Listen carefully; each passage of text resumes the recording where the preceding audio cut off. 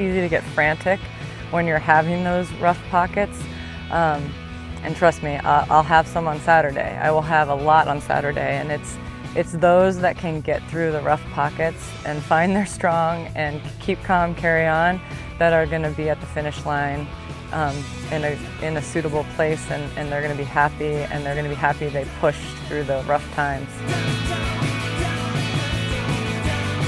The difference between the guys that are winning this event and the guys that are just competing in it, you know, they're the guys that are able to overcome that point in the race where your body doesn't want to go, but mentally you can push yourself to go further.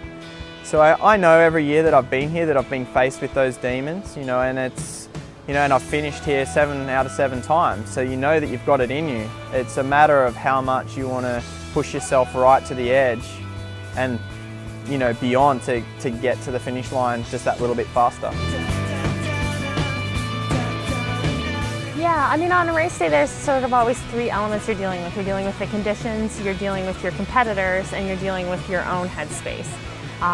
The conditions and the competitors you don't have any control over. So really the biggest thing to endure is often those things in your own head, those mental challenges. I think we're all just very, very driven, but it's how you internalize positively things like that and just deal with it that enables you to sort of keep pushing it. Well, I think that a lot of it, or I'm hoping Saturday I'll be able to channel on past experiences here. You know, like I just got to the island and just driving the marathon course, you're like, that is a really long ways. How am I going to do that? And so it's just reminding yourself that, like, okay, I've done this year in, year out. I always get here and I'm overwhelmed by the distance, and then race day, it just comes together. And so, yeah, and I just think, I mean, the whole point is just sort of you're always pushing your personal limits and your physical limits and kind of wondering how far and how close to the cliff you can kind of get. You know, there will be those dark moments in the race where I ask myself, why am I here? And you know, it always comes back to because I love it. You know, we love the exercise.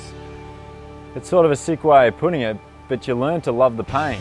So once you realise, and you know, I find myself smiling or even chuckling to myself, and you start to embrace the pain, enjoy the pain, and you know, before you know it, they talk about breaking through that wall, and you'll climb over it or come out the other side of it, and you just embrace the whole scenario, and I think that's what draws you and gets you home to the finish line.